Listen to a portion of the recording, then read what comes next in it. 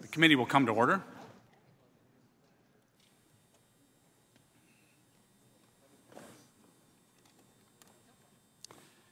Committee will come to order. Good morning. Chairman Brady will be joining us shortly, but out of respect for everyone's time, we'll go ahead and get started. Today, our committee is honored to welcome Department of Labor Secretary Alexander Acosta to testify as part of our hearing series on jobs and opportunity. While much of his department's work is under the jurisdiction of other committees, we appreciate the Secretary taking time to testify today on issues under the Ways and Means Committee's jurisdiction, particularly the important role the department plays in connecting the unemployed with work opportunities as our economy continues to grow. Thank you for joining us to provide a federal perspective on this important issue. Our economy is flourishing and there are millions of jobs which need to be filled. On today, Tax Day, we recognize that in just 3 months since the Tax Cuts and Jobs Act was signed into law, we've seen over 600,000 new jobs created. Yet from our work in the Human Resources Subcommittee, we know there are still millions more struggling to get ahead. The labor market is strong. Employers have added an average of over 200,000 jobs per month so far in 2018, and the unemployment rate is 4.1%, its lowest level since the 1990s. We are going to need more workers to fill these jobs if we are going to keep this momentum going. This is the second in an important series of hearings the committee is having to demonstrate how employers are struggling to fill jobs in order to expand their businesses. Meanwhile, millions of Americans are stuck on the sidelines, creating a major jobs gap. You will see on the screen we have a chart showing the difference between employers' demand for workers, shown as job openings, and the declining number of individuals in the workforce, shown as the labor force participation rate. The space in the middle, separating those two lines, is what we are calling the jobs gap. As an example of how tight the job market is right now, I noted in last week's HR subcommittee hearing a report from the Wall Street Journal which indicated if every jobless citizen in 12 Midwestern states, including Nebraska, was paired with an open job, our region would still be left with 180,000 unfilled positions. At last week's hearing, we heard from several employers from across the country, home builders in central Arizona, a boat manufacturer from Indiana, an aerospace company in Wichita, Kansas. All of these employers have one thing in common. They are facing a shortage of workers, which is threatening their ability to fill orders and expand their businesses. In fact, one of our witnesses, Heather Terenzio, the CEO of a software development company in Boulder, Colorado, worked with the Department of Labor to develop the first registered software development apprenticeship in the country to create a talent pipeline for bringing coders into her company. One of the things she said was very striking. A college degree is not required to be a great software developer. One of her first hires was a janitor at a school she was speaking at who had grown up in the foster care system with his mother in and out of jail. He had grown up playing video games and teaching himself code and was able to become a contributing member of her team. Heather's story could be repeated across industries and employers. There are good jobs out there, and you don't need a college degree for many of those jobs. She has hired individuals from all skill levels and backgrounds and said as long as they have the desire and interest, she is able to set them on a career path in a desirable field with unlimited potential. Another witness from our hearing, Brian Potozik, had spent years in and out of Arizona correctional facilities and struggled with addiction to prescription drugs after having his wisdom teeth pulled. Brian participated in a training program developed through a partnership with the prison and the Central Arizona Home Builders Association. The partnership is business-driven and focused on building a labor pipeline in the construction trades where employers are in desperate need of workers. Brian is now an electrician earning $22 an hour and credits the training with changing his life. Brian also told us he was far too busy with work to even think of returning to his previous ways. As far as I'm concerned, this is the perfect example of a win-win situation. Arizona home builders are able to fill job openings, and most importantly, Brian has his life back and is able to restore his commitment to his family and society. This is how important bridging this jobs gap is. If we can solve this challenge, it will be an across-the-board victory for American workers, American families, American businesses, and the American economy. Secretary Acosta, we look forward to your testimony and finding ways this committee can work with you to help workers find jobs, support their families, and achieve the American dream. Without objection, Mr. Neal, I'll recognize you for your opening statement. Thank you, Mr. Chairman. And I want to thank the Secretary for being here to discuss these very important issues. We agree there's a problem here. Good jobs are going unfilled, and millions of Americans need jobs or need to move up in the better jobs from the one they have. The labor participation rate is something that we all ought to be alarmed about in America. 2015 report by the Manufacturing Institute estimated that over the next decade, 2 million manufacturing jobs in this country could go unfilled due to the skills gap. Right now, in the smallest geographic region of the country, New England, there are 18,000 precision manufacturing jobs that go unanswered. The New England Council has put this results along with Deloitte in front and center. In a time when we're trying to compete in the global economy and families across the country are trying to reach and stay in the middle class, we can't afford that. Here's where we don't agree. President Trump's recent executive order seems premised on the belief that we have a jobs gap because people don't want jobs. I'm a former mayor of a big city. I can tell you that is simply untrue. And his solution is to cut off benefits to motivate them to work, like food, housing, and health care, or benefits they use to buy school supplies or just maybe put gasoline in their cars. I believe if you offer people real opportunities, they'll take them. If given a choice between a good job and something else, people will always take the good job because they want a better life for themselves and their families. So if people aren't filling those job openings, it's not because they don't want to, it's because in some measures they can't. They need to be better prepared. Technology, globalization, the gig economy, and opiate addiction is fundamentally altering the workplace. Our jobs gap is certainly, in some measure, partially a skills gap. Many workers don't have the right skills for some of the best jobs our economy is currently producing. If we have Americans upgrade their skills, those open jobs will become opportunities, and I anticipate people would take them. We know how to help people upgrade their skills: registered apprenticeships, community colleges, career pathway programs that combine work, training, and supports like child care. All of these things can help people learn skills and lead to better jobs in the future. Last year, the President proposed cutting our main employment and training services programs by 40%. And this year, even after the Bipartisan Budget Act made far more money available, all the administration did was agree to continue job training at the current level, which is barely half of what Congress has authorized, again, on a bipartisan basis. They proposed cutting trade adjustment assistance funding to help trade-displaced workers go to community colleges and to learn new skills. And we read in the newspaper that the administration is quietly working on a plan to cut the worker support funding that we just approved and is provided for in the Omnibus Appropriations Bill. Our committee doesn't have jurisdiction over the main job training programs, but we do oversee the Temporary Assistance for Needy Families program, which is supposed to help people move from welfare to work and to get families out of poverty.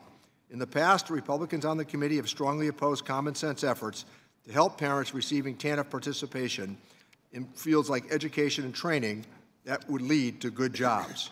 I hope they will reconsider that position. Our recent bipartisan work on the committee to authorize and fund reemployment services shows how much we can accomplish when we invest in workers. At the same time as we invest in worker skills, we should be asking employers what they're doing about the jobs gap. Basic economics says that when employers don't get the quality of job applicants they are looking for and markets tighten, the answer usually is to raise wages. So why are wages still stagnant, even after employers got a windfall in the Republican tax bill? According to the Bureau of Labor Statistics, the average American saw an increase of just $6.21 a week during the 3 months after the tax bill, far below the $4,000 a year we were told and the president reinforced. We've already seen some of these corporations and noticed how the windfall is largely going to types like Wall Street rather than Main Street. There's a real problem here, and there's a real solution.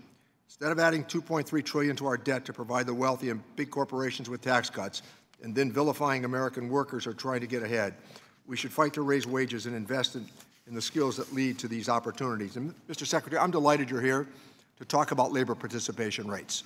And I would hope that the committee would focus on this as we go forward, understanding what really is happening across the country as old areas, some are being brought back to life, but many others are not. And I emphasize the changes that are taking place across New England with which I am most familiar.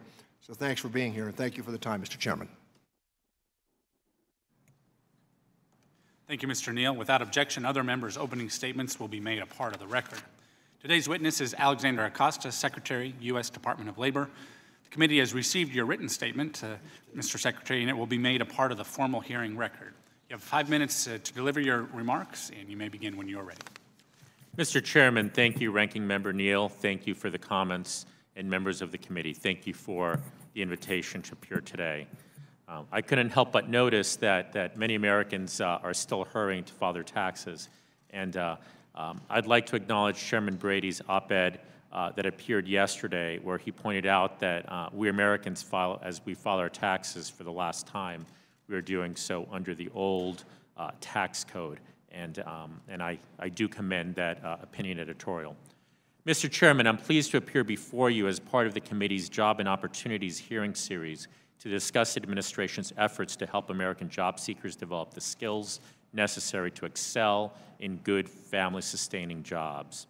At the Department of Labor, we're creating opportunity for all Americans by expanding apprenticeships across all industries, by streamlining traditional workforce education, and providing state leaders the flexibility as they meet the needs of job creators and their local workforces. Since taking office, President Trump has ushered in a renewed sense of economic optimism. As a result, our economy and workforce have seen tangible and quantifiable results, and the results are quite clear. Over 3 million jobs have been created since November 2016. In March, the level of non-farm payroll employment reached an all-time high. For the past 6 months, unemployment has held steady at a 17-year low of 4.1%. In many states, unemployment is now below 4%. The unemployment rate for Americans veterans in 2017 was 3.7%, the lowest since 2001. GDP in the fourth quarter of 2017 was nearly 3%, a number that just a year ago many economists said could never be achieved, and Americans were optimistic about the economy. Consumer confidence reached its highest point in 14 years in 2017 and remains very high according to the University of Michigan Consumer Survey. The Federal Reserve reports that industrial production, manufacturing production, and mining output are trending up, and the Federal Reserve estimates that unemployment rates will drop further. To date, more than 500 companies have announced bonuses to more than 4 million Americans as a result of the President's Tax Cut and Jobs Act. And the job creation effects of additional capital expenditures, repatriation of dollars, and competitive tax rates have yet to be fully quantified. Personal retirement accounts have soared, and jobs are coming back to America from overseas.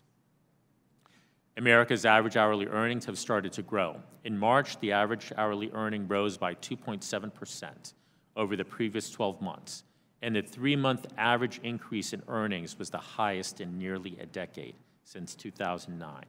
We hope that growth will continue, particularly in the wage rate as American job creators compete to attract more hardworking Americans. Now, as I meet with working Americans, I'm focused not only on where we were, but also on where we're heading, which is jobs, and even more jobs.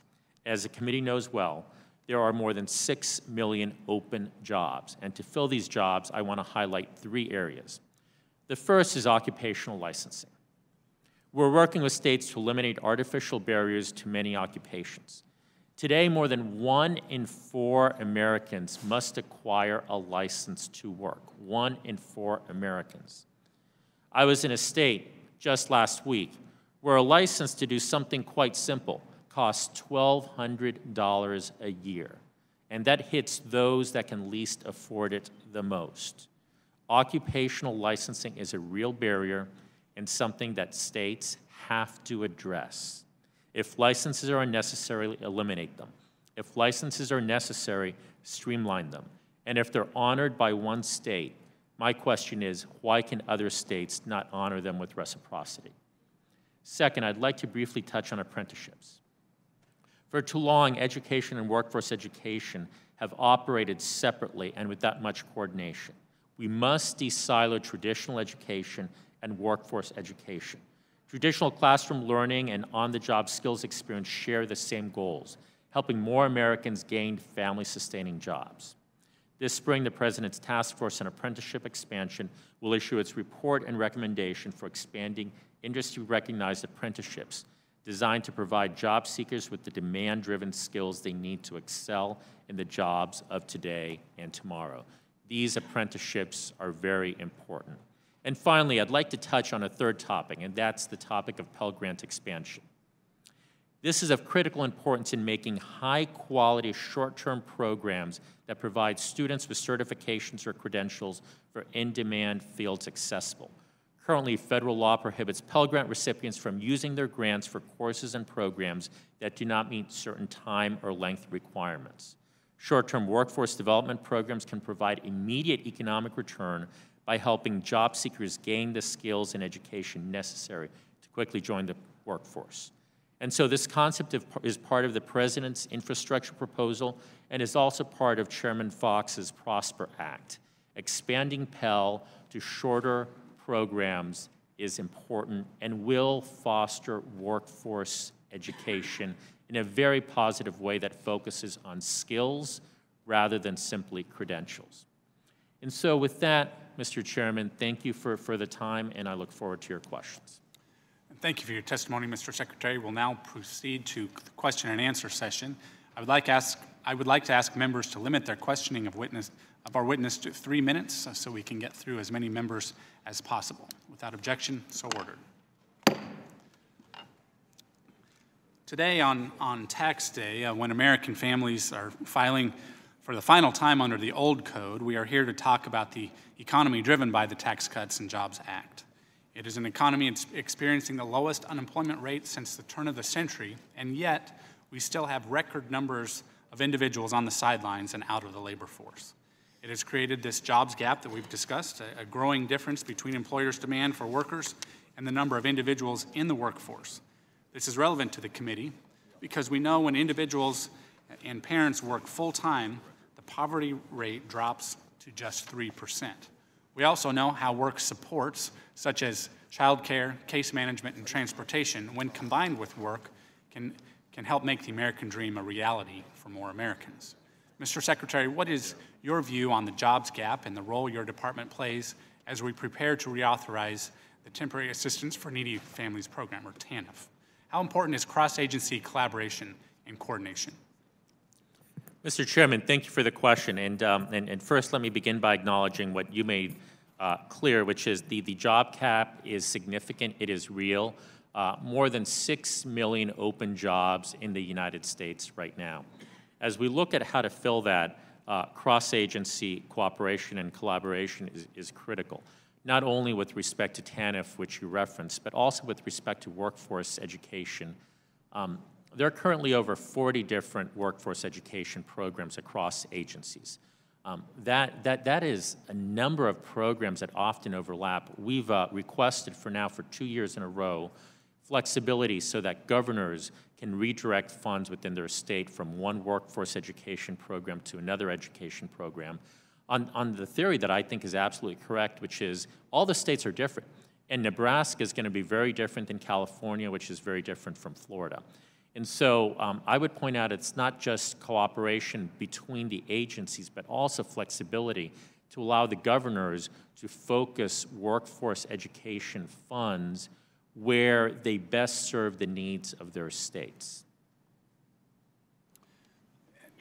Nebraska, I will point out, is a great place to do business. And even at the height of the Great Recession, rural Nebraska communities were going to high unemployment states to recruit workers and to fill numerous unfilled jobs. And we know that having too few people to fill the jobs will actually draw down economic growth unless the entire region can attract more workers. Would you have some insight for rural states or even remote areas of the country to address this issue? Mr. Chairman, as you point out, Nebraska's unemployment rate is below the national average, and so the skills gap is particularly acute. Something that I think is important is if we look at our educational system, is our educational system doing everything that it can to address what is really a skills deficit, coming at it a different way? We have traditional education, and we have workforce education, and we have siloed the two without much communication between them. And so my question is this: as we think of the universities in each of our states, we're often familiar with how many students they enroll. But do we ask how many students do they graduate? What jobs do those students acquire upon graduation? How do those jobs pay? And are we really working to inform those educational systems of the in-demand skills so that they can focus students and just give them the options? And so, for example, there are many people that engage in study abroads. My question is, if you can do a study abroad, why can't you do a semester at a police academy? Or if you're studying pre-law, why can't you do a semester at a law firm, all for credit? Some professions do that well, but many do not. Thank you. I now recognize the distinguished ranking member, Mr. Neal, for 3 minutes for any questions. Thank you, Mr. Chairman. Mr. Secretary, what is the current labor participation rate in America? The current labor participation rate's a little below 63%. And how does that stack up against the post-war norm? It is lower than it has been. It has been. So right now, I use your statistics all of the time, called carefully. It's estimated by labor that there are 6.2 million job openings right now across the country. Is that accurate? That is accurate. And what would you suggest is the problem with getting people into the workforce? Mr. Chairman, there are a number of, I think, challenges to getting individuals, ranking member, into the workforce. As you referenced in your opening remarks, opioids are a significant issue. A Bureau of Labor Statistics survey was conducted, and it asked adult prime-age men, that's men 25 to 54, who are not in the workforce, did you take a painkiller yesterday? 44% responded in the affirmative. A follow-up study was conducted out of Princeton, and that follow-up study asked, was it a prescription painkiller? 31% of prime-age males that were not in the workforce responded yes. And so opioids is a significant challenge, and it's a challenge that I think is particularly pernicious because people are told by, in essence, a fiduciary, a physician, who they are supposed to trust, here is your prescription. They then take the prescription and they get hooked. And so I think that is one challenge. A second challenge that we have is changing demographics. If you look at what has happened over the last decade, the number of Americans that have gone from prime age, 25 to 54 versus 55 and above, has shifted. And so we need to start asking, what are we doing to provide workforce education to older Americans? Thank you. Mr. Chairman, I'm sorry, Mr. Secretary, in addition to what you've just stated, labor force participation rates are also predicated in some measure on supply of immigrants, correct? I mean, you've just made the argument here, given the fact that I think the average American family now is having 1.7 children, as birth rates have declined, I think that you're making the argument in some measure we need a steady stream of immigrants, different skill set. Would you agree with that position? Sir, I believe the administration has proposed immigration concepts that look at the skills of immigrants as they come into the nation. Right, but part of the draw is also at the low end of the wage set as well, correct? Mr. Chairman, at the low end of the wage set, one issue that I think also is very important are reentry programs. And there are a number of Americans that are leaving right now prisons and are looking for jobs. In fact, 82 million, I believe the department just announced a grant program for 82 million to focus on workforce education around reentry. Thank you. And your participation in this morning is really critical. It's one of the most looming issues across the country, and it has really roiled the political debate across the country. So I hope that we can find a bipartisan path on some of the suggestions that you've offered today, as well as some of the ideas that we might have on the Democratic side. Thank you. Thank you, Mr. I'd be Secretary. happy to. Thank you. I now recognize Mr. Nunes. I yield to Mr. Johnson. Mr. Johnson. Thank you, Mr. Chairman. Secretary, I'm pleased your department is working hard to make association health plans a reality. Given how important good quality health insurance is to workers, Mr. Secretary, wouldn't you agree that AHPs can play a role, an important role, in getting folks off the sidelines and into a job? And I will continue to follow your work closely. Now, Secretary, in my time as chairman of Social Security, I've also been working hard on the policies to help Americans return to work.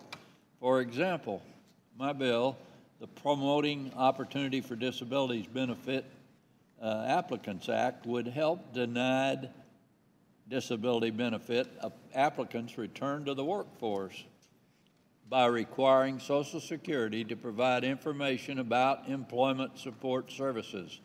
Many of these folks have already been out of the workforce for an extended period, so providing information on training and employment is an important step to helping more folks return to work.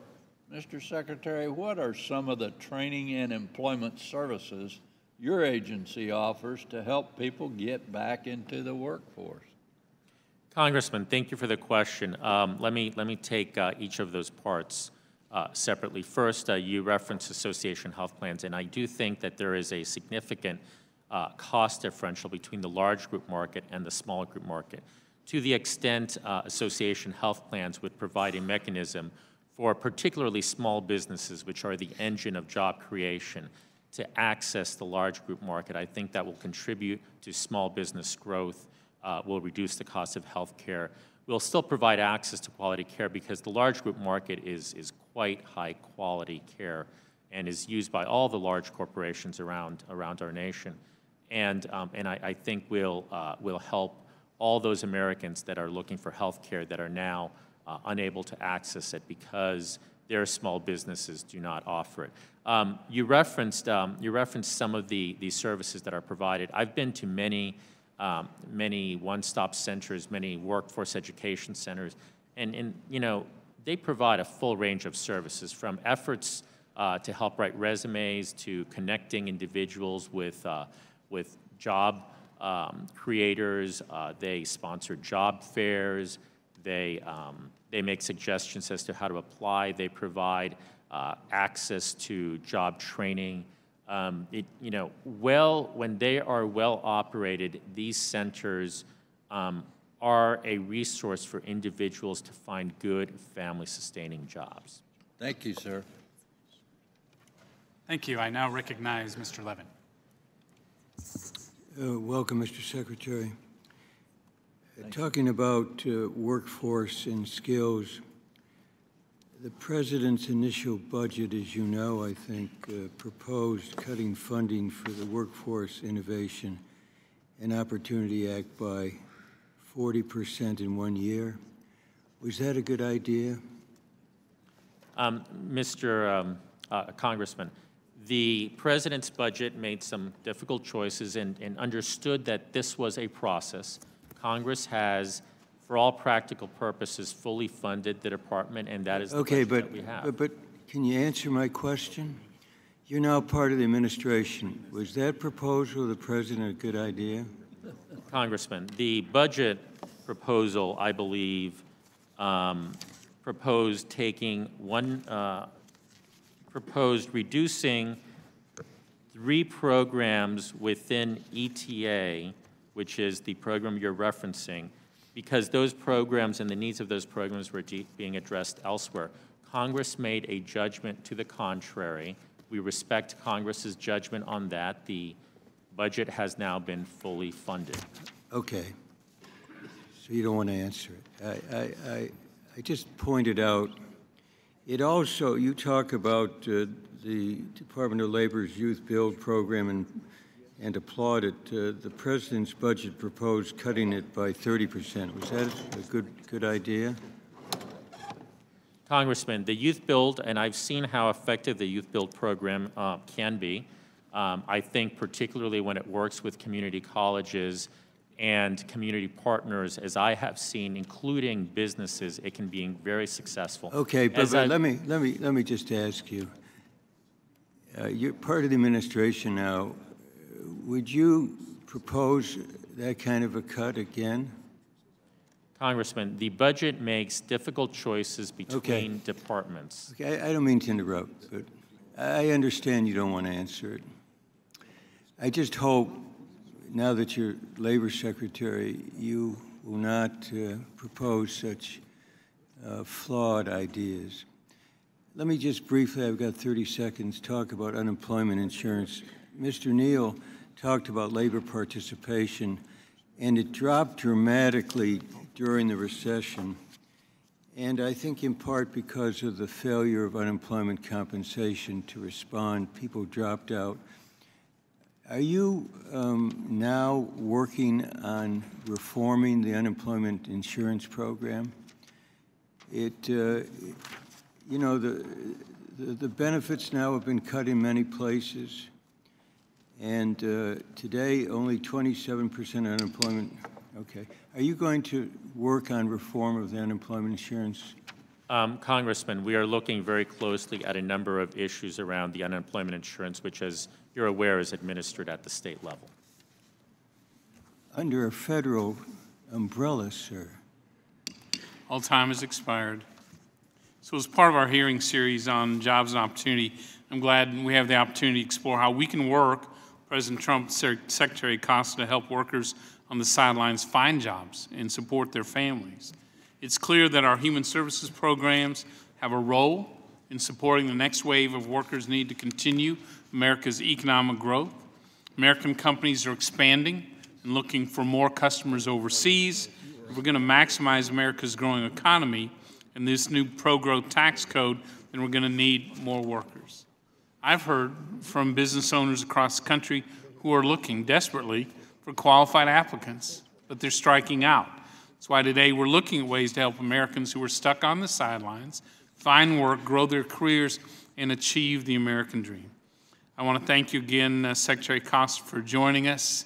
I apologize for being late by a few minutes, and I appreciate Chairman Smith kicking off this hearing. But before I recognize Mr. Reichert, I'd like to take a moment to say thank you to our departing staff director, Dave Stewart. David has been by our side throughout the challenges of tax reform. He began in the institution of the House 17 years ago, I believe as an intern for Ways and Means Committee member, worked for a member on this committee in key leadership roles, and then for the past 2.5 years, his steady leadership, with his steady leadership, we were able to pass the first tax reform in a generation. This helped so many of our families. I want to, on behalf of the committee, thank you, David, for your service to the House, to the institution, and to the Ways and Means Committee. Thank you.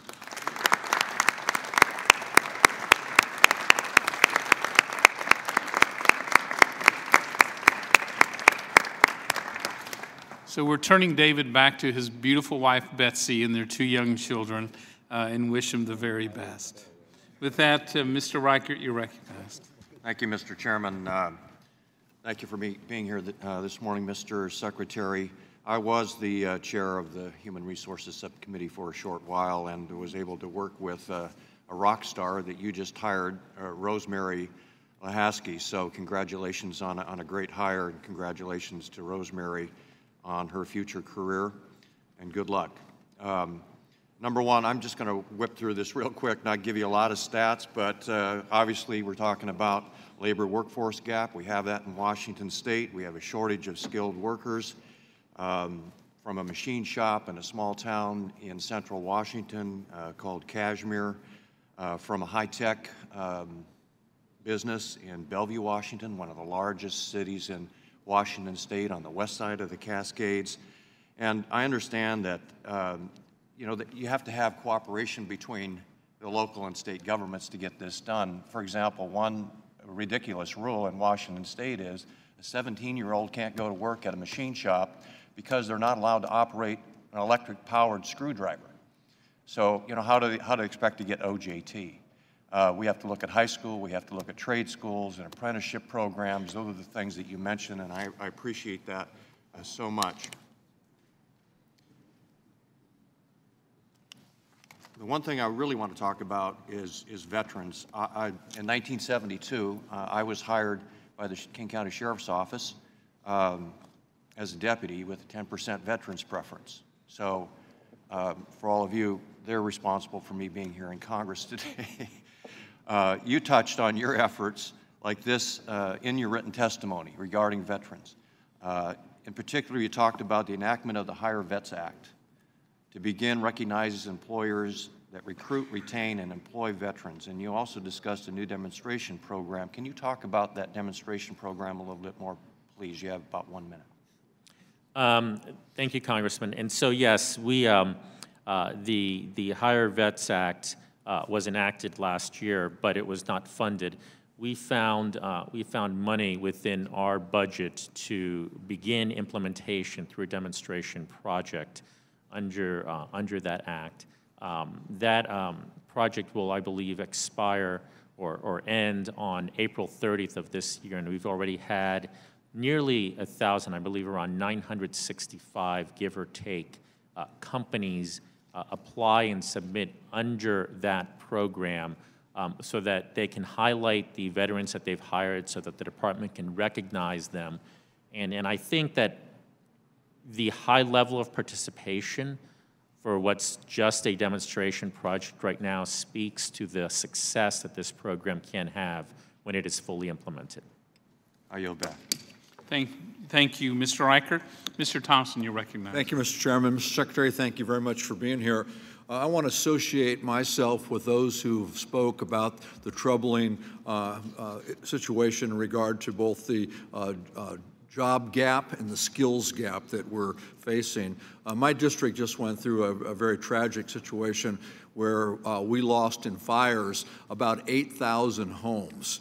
And you just can't rebuild 8,000 homes under perfect circumstances, but given the lack of craftspeople, carpenters, electricians, roofers, plumbers, framers, it is impossible. If we took every home building craftsperson from west of the Mississippi and sent them into my county, Sonoma County, they couldn't rebuild the homes that they lost in the next decade. So we've got to do something to figure this out. It's alarming to me that we did this tax bill in this committee, well, not in this committee, because we didn't have any hearings, we didn't hear from any experts. We jammed it through without even thinking about including some of the bipartisan bills that deal with the skills gap. Do you believe it's appropriate to use tax policy to close that skills gap? Congressman, thank you for the question. I believe Congress has made judgments in other areas to use tax policy to address and incentivize employers to do any variety of things, and so that's certainly a tool that you have at your disposal. Let me comment, if I could, on the gap, particularly in the building trades. One of the challenges that I think we have, and it's a bipartisan one, is we've sent a bad signal. And I would say that we as a government are part of that to so many Americans, that one profession is better than another profession. And we need to step back, in my opinion, and say... Well, I'm willing to stipulate, Mr. Secretary, that we need folks across the board in all kinds of critical jobs. So I certainly don't want to fall into that trap of trying to steer people where they shouldn't be. But I am concerned that we're not using the full power of our office to incentivize those jobs, as you mentioned. As I say, we had bipartisan bills in this committee. They weren't even included. Other than hoping that there's going to be all of this great stuff that comes from this tax bill that was jammed through, that created a $2.3 trillion addition to our debt, is there anything in that tax bill that you can point to that at all attempts to address that skills gap? Congressman, certainly the fact that companies are now going to have more money available to them means that they can invest. So other than the trickle down. So as I was saying, they can now, and I've heard small businesses saying that they are investing in their workforce because they know they need. But is there anything in the bill, Gentleman's time has expired, that would do that Secretary rather than Acosta has answered trickle down will work? That businesses have more money to invest in their workforce. Mr. Roskin, you're recognized. Thank you, Mr. Chairman. Secretary Acosta, thank you for your time today. The Tax Cuts and Jobs Act has created a resurgence of economic activity that we're familiar with and are happy with. One developer in my district, Troy Mertz of Gilbert's Development, said this: with the passage of the business tax cuts, U.S. national home builders have realized a huge improvement in cash flow, which has already spurred economic activity in the industry.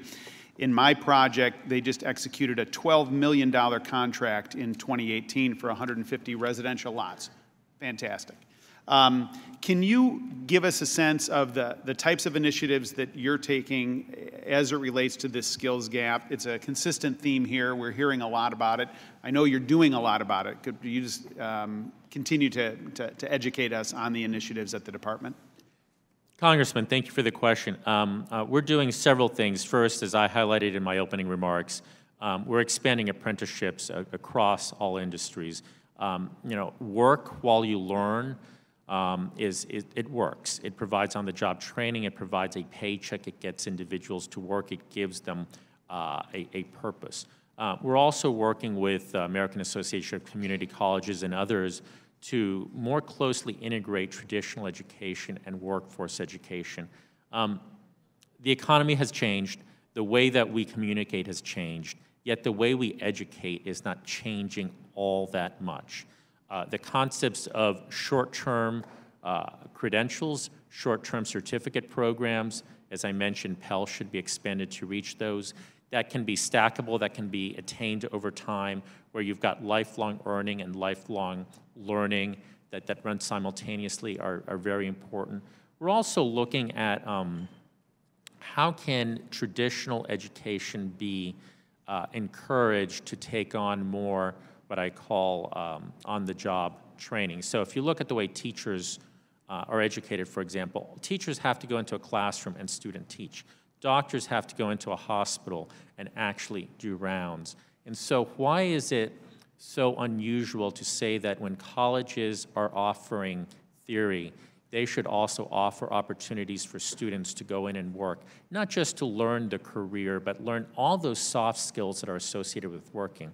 You know, there are students that come to Congress all the time and they receive credit for working here. Why can they not receive credit for working in their chosen profession? And so I like to say, if you're studying criminology, why can't you do a semester at a police academy just like folks do an internship up here on Capitol Hill? Thank you. Gentleman yields. Mr. Larson, you're recognized. Thank you, Mr. Chairman, and thank you, Mr. Secretary. Along the same lines of the questioning of Mr. Neal and also Mr. Roskin, I would be delighted, and based on your answers, to have you come up to our district. I think this Jobs gap, as we were shown at the outset, and all the inherent problems, including, as Mr. Thompson mentioned, the opiate issues, deserve a different kind of approach. We've been working very hard with the academic sector, labor unions, and the private sector to try to really get after the whole jobs issue. Back in 2013, Goodwin College didn't offer a manufacturing program whatsoever. They now offer a bachelor's degree. They all now have a credentialing program. They now have machinists from the IAM, both who need to be retooled on advanced machinists and operation skills that are required, as well as training another generation. The president of Goodwin College goes out and actually meets with industry and business and talks about what are the skills that they need to be perfecting, what are the credentialing that they're going to need for the workforce of the future. They do so all along with the Connecticut Center for Advanced Technology. And in a collaborative effort, everybody's pulling together. Louis Brandeis, I think, said it best that states and become laboratories for democracy. And I think this is a great opportunity, especially given your pursuit and what you're talking about and the need for us to advance through our educational system a different approach that's going to do stronger outreach and combine those very academic, labor, and private sector skills that oftentimes have gone in different directions. I'd like to ask you to come up and have an invitation to come up and meet with those impacted entities who have put forward a plan, and perhaps with the Department of Labor, we can modify it in a way that works best to get after that skills gap issue that we've been addressing here this morning. Congressman, thank you. Thank you for the invitation and for those words describing that program. I'd be happy to come visit. And let me add that the community colleges and the educational institutions that partner with business, where business also has skin in the game, where there are funds or in-kind contributions that business puts up, and where business then hires the graduates of those programs, because the community colleges look to business for input into the curriculum, so the curriculum is designed to meet those workforce needs, are what work best. And if that's what's going on, I'd love to see it. Absolutely. Thank you. Thank you. Thank you, Mr. Larson. Ms. Jenkins, you're recognized. Thank you, Mr. Chairman, and thank you, Secretary Acosta, for joining us today. With a quickly expanding job market now available, in part because of the Tax Cuts and Jobs Act, employers are facing workforce pipeline challenges across our country. And in fact, one Kansas-based company, Spirit Aerosystems, testified last week before the HR subcommittee about some of the challenges that they face trying to fill open aerospace manufacturing jobs. At Spirit's 4 United States plants, they have hired more than 4,000 frontline employees since 2015. While that's great news for my state and national industry base, businesses like Spirit are increasingly struggling to find the qualified workers with the skill sets needed in today's advanced manufacturing environment. It's imperative that we look to additional policies which foster support for our private sector workforce in order to build on the recent successful tax reform. One policy that I believe in is the promotion of apprenticeships and technical education to strengthen and sustain our economy. In last week's hearing, we heard how Spirit maintains an apprenticeship program with the International Brotherhood of Electrical Workers, which represents roughly 750,000 workers who work in a variety of manufacturing and technical fields. So as Spirit pursues highly skilled workers to fill job openings, one of the many steps they're taking is to launch a new apprenticeship program with one of their other labor unions this year there in their Wichita site. Secretary, I know from your written testimony that the administration is supportive of expanding apprenticeships across the country, and perhaps this is a better question to ask you after the report from the President's Task Force on Apprenticeship Expansion comes out, but from your experience, are there particular legislative barriers to expanding these programs, or conversely, legislative actions that we all can take proactively to further incentivize more companies to establish apprenticeship programs? Congresswoman, thank you for the question. And as you noted, your state has a particularly low unemployment rate, about 3.4, 3.5%. And so, you know, in a sense, it's great when job creators, you know, really want workers because it helps the job seeker. But then it sort of also incentivizes them to participate in programs like these apprenticeship programs. Apprenticeship programs work in part because job creators focus on the skills that are being demanded. They are part of it. They say, this is what we need, and the apprenticeships respond by teaching those skills. And so the administration is looking to expand them broadly. They have been used traditionally in the building trades, and in the building trades, they have worked very well. The industries outside the building trades have used them less, in part because of the regulatory barriers. And so the vision of industry recognized apprenticeships is to provide an alternative that has less of those barriers. Thank you, Mr. Chairman. I yield back. Thank you, Ms. Jenkins. Mr. Blumenauer. Thank you, Mr. Chairman. Thank you, Mr. Secretary. Thank you for joining us. I'd like to return to something that my friend Mr. Thompson raised tangentially in terms of dealing with the opioid crisis. We have perhaps in some areas 20% of the population that is not able to compete successfully for jobs because they simply are either addicted or they can't pass a drug test. In some cases, there are problems of using substances that are actually legal in the states, dealing with marijuana, that show up in trace amounts that are disqualifying, even if it doesn't speak to actually being impaired.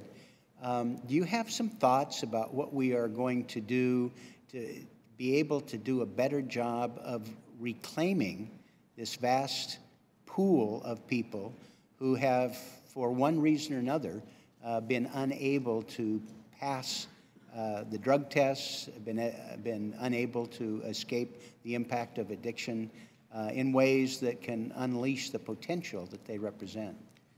Congressman, thank you for the question. You know, this is very important, and I was thinking about it just this morning as I was reading an article. And so there are sometimes very valid health and safety reasons why an individual that cannot pass a drug test shouldn't hold a certain job.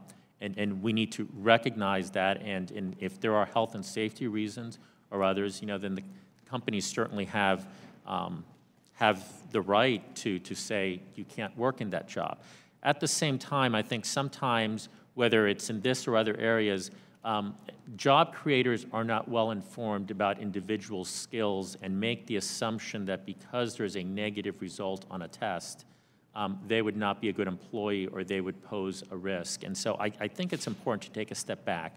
Now that, you know, we have a lower labor force participation rate and we have all these Americans that are looking to work and ask, are we aligning our drug policies and our drug testing policies with what's right for the workforce? And so, for example— Excuse me, Mr. Secretary, my time is almost up, but I appreciate what you're saying. I hope that there's a way that we can work to be more artful and specific about what we do with people to be able to judge impairment and be able to have that broader concern that you're talking about. We'd look forward to maybe providing a little back and forth with your team to be able to understand how we can build on the opportunities to reclaim them, recognizing the reality that you just outlined.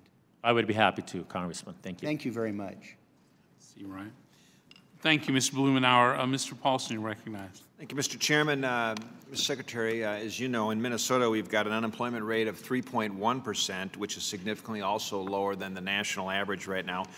Our state also ranks third nationally in the labor force participation rate, with over 70% of eligible individuals participating in the workforce, and we rank second with the proportion of individuals who have a 2-year degree or higher. Yet in Minnesota, we face the exact same skills gap challenges that are impacting employers of all types and sizes across the country. And I've heard from a lot of farmers who are seeking seasonal workers and various vocational industries that are seeking the next generation of those truck drivers, electricians, woodworkers, manufacturing, the trades. And they all are saying the exact same thing. They can't find enough skilled workers to hire. I've spoken with a lot of high school counselors who are trying to also advocate on behalf of career and technical education for the students that they know may not excel as well at a traditional four-year institution. And we know that research is showing that people with career and technical education are slightly more likely to be employed than those counterparts that might just have academic credentials. And I also know of many employers that are using the benefits of the tax cuts and the tax overhaul to reinvest in education and reinvest in training their employees. So our employers now are working on these apprenticeship programs, similar to what Representative Jenkins had mentioned, to draw that talent to their industries. And in Minnesota, we've got organizations like Real-Time Talent. They're a nonprofit. They're working to specifically address the jobs gap. So Real-Time Talent is bringing together education and workforce and economic development and then private industry leaders to address our state's looming talent shortage, which is now anticipated to be about 62,250 workers short by the year 2020. And I know last summer you visited Minnesota. You discussed some workforce development and apprenticeship programs with business executives that are in those struggles finding workers. And in your testimony today, you also mentioned that high-quality programs, including those apprenticeships that instruct Americans in the trades, deserve the same respect as traditional education options. So with that being said, I would just like to ask if you would be willing to come back to Minnesota sometime this year to visit some of those apprenticeship programs that Minnesota companies have worked with now to establish in order to accelerate workforce readiness and global competitiveness. Congressman, I would be happy to. I think those programs are emblematic of what we need more of, and I'd be happy to visit them. Good. Thanks, Mr. Secretary. I'll follow up with you in writing and give you a more formal invitation, but we look forward to that and highlighting those opportunities. Thank you, Congressman. I yield back. Thank you, Mr. Paulson. Mr. Kind, you're recognized. Thank you, Mr. Chairman. Mr. Secretary, thanks for your attendance being here today. Mr. Secretary, I'm afraid that we're in a bit of a conundrum philosophically. We have an administration in power. We have a majority party in power in Congress who believes that any need-based program is, by definition, considered welfare. It must be reformed or cut. And yet, those that we need to reintegrate into the workforce are, by definition, those who are even lacking basic skills, meaning they're going to be in need of need-based funding program. And yet, we had an administration that came into office last year. The first budget that they submitted, they proposed cuts of up to 40% on adult job training programs. Early last year, the president came into Milwaukee, in my home state, talked about this great apprenticeship program. And I went back and looked at the first budget the administration submitted. While he was talking about the value of apprenticeship, there was a 50% proposed cuts to apprenticeship programs. Fortunately, there's been some bipartisan support to make sure that they did not happen. And it seems as if now the administration is coming around in regards to supporting apprenticeship program. But we're hearing recently that there is a potential budget rescission bill in the works that will, I don't believe, cut Medicare, Social Security leading up to the midterm elections. That'd be political suicide. Defense spending won't be cut. Interest on the debt can't be cut. So that leaves that very small discretionary part of the budget that could be subject to huge draconian budget cuts, your domain. Is your department involved at all in recommending any spending cuts to a potential budget rescission bill that might come before Congress in the next couple of weeks? Congressman, first, let me take your question in parts. I believe that the budget that was submitted requested actually an increase in apprenticeship funding. I'm asking you now, is your department right now involved in recommending spending cuts for a possible budget rescission bill that will come before us for consideration within the next couple of weeks? Congressman, we are discussing potential rescissions with OMB, going to the point that you raised, because I believe it was inaccurate, because I believe you stated that we had requested a reduction in apprenticeship funding, and my recollection is the opposite, where we actually requested an increase in apprenticeship The most funding. recent budget you submitted, but not the first one when this administration came into office. I believe that So it's my understanding, and you're able to testify for the committee, that there is a budget rescission bill in the works. Your department is involved in recommending various cuts to that rescission bill. Is that right? I think, Congressman, what I said is that we're in discussions with OMB around a potential rescission. If there is a bill, that would be for Congress to determine. Well, I would certainly hope that you'd go to bat and defend these job training programs. And perhaps the chickens are coming home to roost with the recent Congressional Budget Office score showing that with the recently enacted tax cut, there will be another $2.3 trillion of national debt accumulated over the next 10 years. These programs will be in jeopardy. So I ask you to at least go to bat for them. Thank you, Mr. Chairman. Thank you. Gentleman's time has expired. Mr. Marchant, you're recognized. Thank you for being here today, Secretary. Recently in the Dallas Morning News, it was reported that because of the tax reform, because of the exploding economy in Dallas-Fort Worth, that 92% of the home builders are saying that their projects are being seriously affected and slowed down by the worker shortage. At the heart of that is, in Dallas, the participation rate. How many able-bodied men are on government-assisted programs that do not require any work requirement? Congressman, I don't have that data. I can tell you that in Texas, the labor force participation rate is above the national average by just under 1%. It's at 63.6%. Well, most of the people in my district, and they talk to me at town hall meetings, they talk to me in my office, believe that we have, they believe nationwide there are millions of men that are on some kind of assistance program that have no work requirement whatsoever. And they believe that if that were the case, then there would be another million or so workers available for our economy. And I think the number one impediment to our economy getting any better, especially in my district, is going to be a higher participation rate and a higher. These businesses are also complaining that their competitors, their unscrupulous competitors, are going out and employing illegal aliens and are not participating in the program that verifies that they are legal. And so they feel like they've been penalized by the number of illegals not taking skilled jobs, but are taking jobs that are not on the books. They're paying into the system. They're using false identities. So it's the perception in Dallas, Texas, that first we have a lot of men, able-bodied men, that if there was some work required on some of their benefits, that they would enter the workplace. And that we really need some kind of a system that will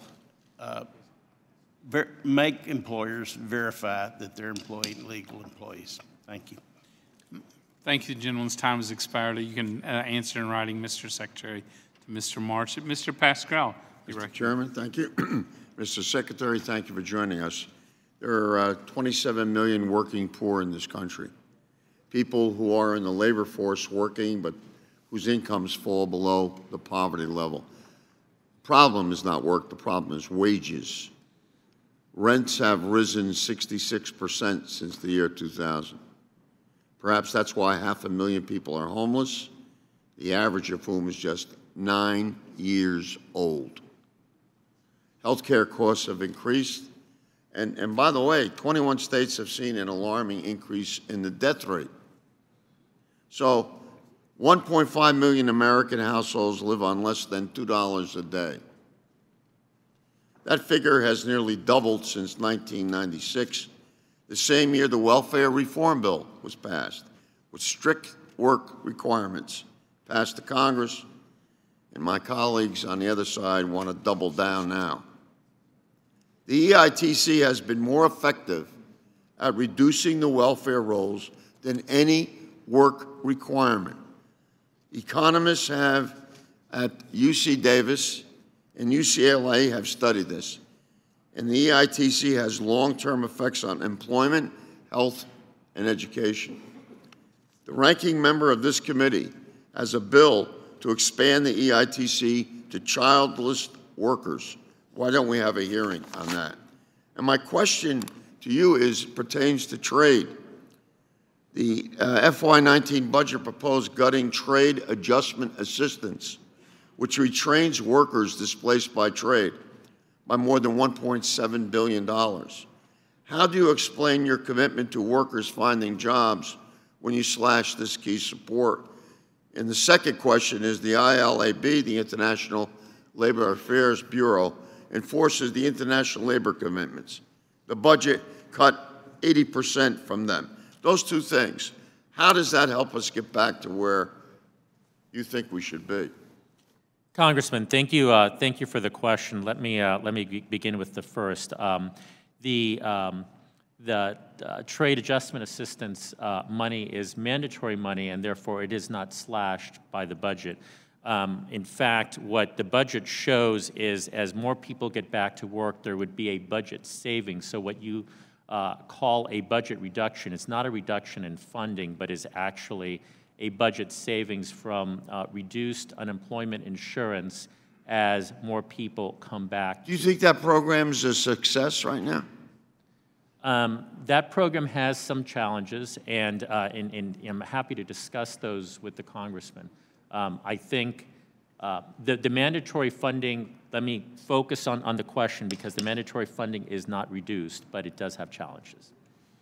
Thank you. Time has expired. Mr. Reed, you're recognized. Thank you, Mr. Chairman, and thank you, Mr. Secretary, for being here today. Mr. Secretary, I am more than willing, as my colleagues on the other side of the aisle are trying to do, is try to make a work requirement, some sort of requirement that is heartless, that doesn't show that we care about workers, and that's the farthest thing from the truth. I embrace that brand as being the party of work, because it's not just about work in regards to what it does for a person's paycheck, but what it does for a person's dignity, for their pride. And I am proud to be an individual that will support those types of requirements. And so one of the things I wanted to ask your input on is, as I've looked at this issue, and I've studied the multiple workforce development, work requirements under Tanf and issues there, I see a silo effect throughout the country and the various organizations and agencies that are responsible for dealing with this issue.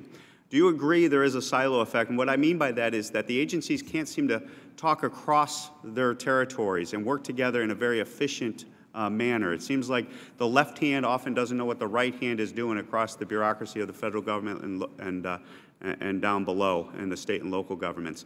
Do you agree that's in the system? And if you do, why does that occur? And what can we do to make sure that that doesn't continue going forward with policies we enact here? Congressman, I do believe there's a silo effect. I noted earlier the silo between workforce education and traditional education, and I do think there's a silo effect as well between what we do at the Department of Labor and some of the programs at HHS. As importantly, I believe that there are congressionally imposed artificial separations. As I mentioned, we have asked for greater why do you think that's there? Why do you think that's there? Well, for example, there are any number of governors on both sides of the aisle that have asked me for additional flexibility on WIOA funding. They will say that the situation is different from New Jersey to California to Nebraska to New York, and they will say, can we move some spending from this line to this line because we have a greater need here? And my answer has been to all the governors, to the extent I have waiver authority, I'm happy to engage in discussions with you. But Congress has not given me waiver authority on much of the WIOA funding. I appreciate that, Mr. Secretary, because that's right in the heart of legislation we've been proposing, is to give that flexibility and waivers. So what I hear from your testimony is to encourage us as legislators, if we want to promote a work requirement and to reward people and give them opportunities that a skill set will be able to take care of them and their families for a generation, break those silos, give flexibility so that we accomplish a mutual goal, I think, that we all share, Democrats and Republicans, to empower people to have the skills to be able to go out and take care of themselves. Would you agree with that? We should trust our governors, yes. Thank you. With that, I yield back. Thank you. The gentleman yields back. Ms. Dobeni, you're recognized. Thank you, Mr. Chairman, and thank you, Mr. Secretary, for being with us. The world has entered a period of significant technological advancement, which has sparked what's being described as the fourth industrial revolution. The economy is changing so rapidly and so profoundly that in some cases, we may not even know what some of the jobs of the future may be. According to the World Economic Forum's report, The Future of Jobs, 65% of children starting school today will have jobs that do not yet exist. Additionally, an Accenture report found that 74% of business and information technology leaders in 31 countries say their organization is entering areas that have yet to be defined. While this progress means new opportunities, it also means new challenges. And according to the OECD, nearly 10% of jobs in OECD countries are at risk of being completely displaced by automation. So despite all of this, I haven't heard you mention what the Department of Labor is doing to pivot to focus on the new economy or the fourth industrial revolution. And I wondered if you could tell us how the Department of Labor is allocating resources to prepare American workers for the jobs of tomorrow and ready itself for the impact of things like automation and artificial intelligence. Congresswoman, these are very important questions, and it's interesting that you cite the World Economic Forum, because I was talking about these very same questions at their annual conference. A few points. First, the Bureau of Labor Statistics came out with a report in '95 and came out with a follow-up report in 2005. It did not come up with a third report in 2015, but hopefully will be coming out with a report no later than this summer on the gig economy, the entrepreneurial economy, to really measure and try to quantify how our economy is changing. Between '95 and 2005, there wasn't that much of a change, but I personally believe that there is a substantial change between 2005 and now. The second thing, and this came up at that meeting and was addressed by the World Economic Forum, is often we focus on the jobs that are being taken away and forget the jobs that are being added. And so one of the discussions at the World Economic Forum was between various online platforms, Etsy, eBay, and others. There are now 20 million small businesses here that have access to a global marketplace. And so a small business, something that could be operated out of a home. I'm going to run out of time, but when you look at automation and artificial intelligence, those impacts are things that aren't necessarily jobs that are existing today. And so the question is, how are we being future-looking, and how are you putting resources towards being future-looking? I've been working on legislation that would require you, along with the Departments of Education and Commerce, to help forecast the new economy. I hope you would work with me on that. Thank you. I yield back. Glad to do so. Gentlelady yields back. Mr. Kelly, you're recognized. Thank you, Chairman. Secretary, thank you for being here. Last month, I had the opportunity to actually visit some places back in our district. One was Wheatland Tube, AK Steel, the Lord Corporation, and Sharon Fence. And I heard a common refrain: the Tax Cuts and Jobs Act is working.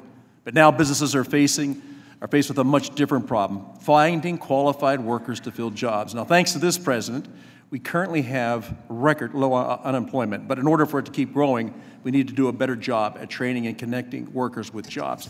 It was interesting because when I heard Mr. Reed talk, and there's something about the dignity of work that really makes sense to me, and I looked this up. Work is not a punishment or a necessary evil, nor is it a means of accumulating control, power, and wealth.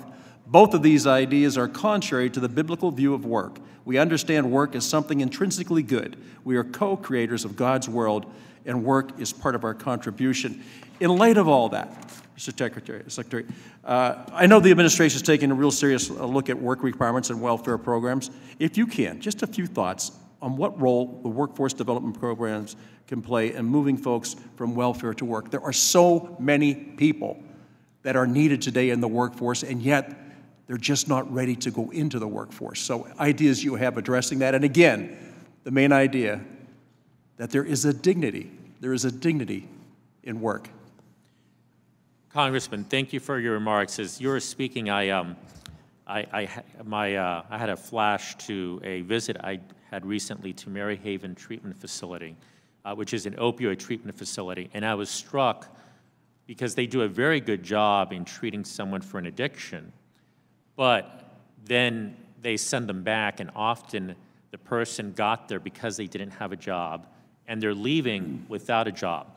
And so the Department of Labor has put out a call for proposals to do pilot programs on how we can integrate workforce services, workforce training, workforce counseling into opioid addiction treatment facilities. On the theory, which I think is completely correct, that someone that has a job is going to have a purpose to avoid going back on the opioids, is going to have a purpose to then move forward. Along the same lines, a second topic that I've talked about a lot, and I truly believe it's important not just to have a job, but a career path.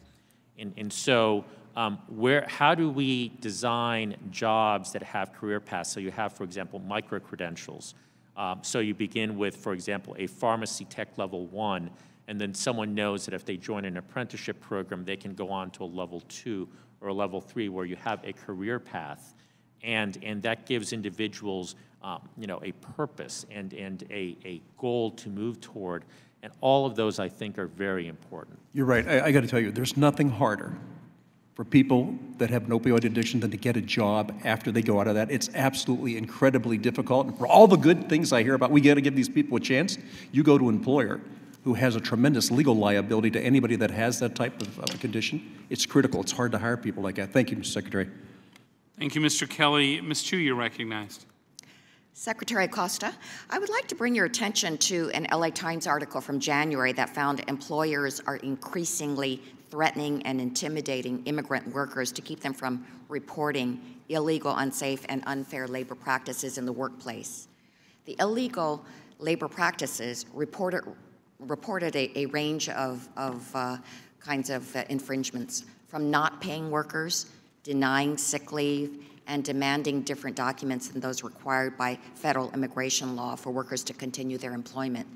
In California, 94 reports of threats and intimidation were made in 2017, and this is up from 7 that were done in 2015. So from 7 to 94, something is clearly happening. At the same time, administration officials like Tom Holman, Deputy Director of ICE, or the Immigration and Customs Enforcement, have stated that they would like to see a 400% increase in ICE raids and audits of worksite operations that employ immigrants. I'm deeply concerned that the anti-immigrant actions of this administration, particularly the drastic increase in ICE raids in places of work, have emboldened employers to increase threats and intimidation tactics against immigrant workers, and that's unacceptable. I believe these workers, who are often exploited, have the right to assert their workplace rights without facing threats of retaliation from unscrupulous employers. That's why I plan to reintroduce my bill, the Protect Our Workers from Exploitation and Retaliation Act, or the POWER Act. This bill would provide critical labor protections for the most vulnerable workers involved in a workplace claim who fear significant harm from their employers by expanding U-visa eligibility. This bill would also strengthen the Department of Labor's investigative powers to more effectively prosecute employers who break the law. These reforms are sorely needed in order to provide all workers with the assurance that they can speak up against illegal business practices without fear of retaliation. And turning to a different topic, Secretary Acosta, I'd like to ask you 2 yes or no questions. Do employers currently get to decide what kind of cancer treatments their employees receive if they are sick, yes or no? I believe that the choice of treatment should be up to the physician, not the employer. Do employers get to decide which vaccines the children of their employers receive, yes or no? Again, I think the choice among different vaccines is traditionally to the physician, not the employer. And yet, when it comes to employees making decisions about birth care and birth control, a form of health care, this administration has taken a different stance. And in fact, it's released a rule that would allow virtually any employer to decide that their employees cannot have coverage of birth control as part of their health insurance. I strongly urge you to reconsider this rule and the destructive impact it will have on American women and their decisions about having a family. Thank you. The gentlelady's time has expired. Mr. Renacci, you're recognized. Thank you, Mr. Chairman, and thank you, Secretary, for being here. I want to touch on a couple areas, but first, and I've heard this a number of times, look, the problem is not jobs. The problem's is with the training to fill those jobs in many cases. And I'm seeing that back in my home state of Ohio. And it's going to get worse because the Tax Cuts and Jobs Act, the CBO did come out last week and say that the CBO score included that act would increase jobs over the next 10 years by 1.1 million more jobs. So we're going to have more jobs without trained people. So I get back to, I visited a local high school, and I was talking to the superintendent, and I asked him how many students were there. He said 1,300. I asked him how many were going to VOTEC. He said 29. I almost stopped and, just said, 29 out of 1,300? And what he told me was, Congressman, there's a stigma to go to VOTEC. People don't want to go to VOTEC. They're being told the only way to be successful is to go to college. So there's a stigma that we have out there because we've told everybody the only way to be successful is to go to college. And I know in Medina County, which is also in my district, there's a Medina County Manufacturers Partnership. This industry-led group worked with the local community college on creating a curriculum attaining classroom space for technical instruction related to careers they're looking to fill. While the first group only had 5 participants, they're now expecting 30, but there's still a stigma. There's a stigma to this. So I'm asking you, what can we do and what can you do as Secretary to change that stigma? Because clearly these are good paying jobs. You can come out and start with 60% more than you can with a college education with some of these jobs. Congressman, thank you for the question. And there is a stigma, and I think it's unfortunate and flows from facts that aren't fully shared. And so as I've traveled and I've talked to governors, ideas that I've heard, one governor mentioned that maybe high school should have a career awareness series where they point out, these are the various career choices you have. These are the estimated salaries. These are the number of years of education that you need. This is the likely debt. And so let individuals make a choice based on data and based on information. I think the way that we've structured a lot of for example, the Pell Grants. Pell Grants will pay for degrees, but they will not necessarily pay for shorter-term, high-quality certificate programs. One of the reasons I mentioned it in the opening, and one of the reasons, for example, in the infrastructure proposal and the Prosper Act, short-term Pell Grants are being proposed. The infrastructure is going to create a number of jobs, and if individuals choose to have certificate programs so they can get the skills to fill those jobs rather than a full degree, they should have the ability to choose that and still benefit from programs like Pell. Finally, by having those programs, we're sending a signal that one is better than the other, and those are really bad signals to send. Thank you. Thank you. Mr. Holding, you're recognized. Thank you, Mr. Chairman. Mr. Secretary, it's great to see you there today. Thank you for being here. And I represent one of the fastest growing districts in America, and we have to have more people joining the workforce if we're going to keep up the pace of that growth and also the pace of the economic expansion that we're experiencing as a result of tax reform. Now, I appreciate the administration's focus on encouraging economic mobility through workforce development, and I note that the President signed an executive order last week on reducing poverty by promoting opportunity and economic mobility. And I look at this chart that we have here today, which I believe you mentioned has 40-some-odd programs throughout the government to train folks to either enter the workforce or increase their value in the workforce. And when I looked at all the programs, and these are programs to benefit people from low income or people who are unemployed, and I think that every program that we ought to have some sort of workfare element to it for able-bodied persons who are, have the ability to work. They're not taking care of family members. They're able-bodied. Every one of these programs needs to have some element in there to encourage work. So many times, I believe that we discourage work, and we need to try to get over that. So when you look across the spectrum of what your purview is as Secretary, what do you view as the major hurdle that prevents us from getting more towards a workfare programs rather than just welfare programs when it's appropriate for the certain individuals. Congressman, thank you for the question. First, let me agree that that states and one-stop centers that have work fairs have been incredibly successful. And I can't help but mention about a week and a half ago, I was in Iowa, and the governor mentioned an idea that I thought was really interesting, where they're having, in essence, an inverse work fair. It's gotten to the point that employers want to hire so much that they're having the individuals that are looking for jobs be present, and then the employers go and they interview applicant to applicant in an inverse way.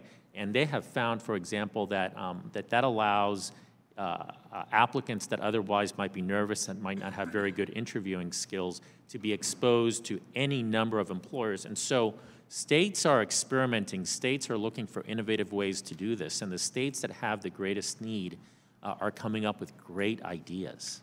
Well, I look forward to working with you to finding those great ideas and applying them here to anything that we can do in Washington to move towards more workfare rather than welfare. Thank you. Thank you. Mr. Lewis, you're recognized. Thank you very much, Mr. Chairman. Welcome, Mr. Secretary. Good to see you.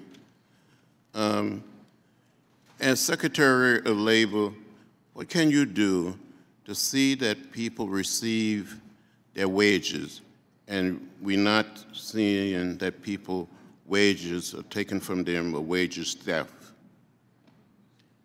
Congressman, certainly the Wage and Hour Division has very vigorous enforcement, and if I'll have I'm happy to share the data. I don't have it at my fingertips, but hundreds of millions of dollars are being returned to individuals as a result of the enforcement of the Wage and Hour Division.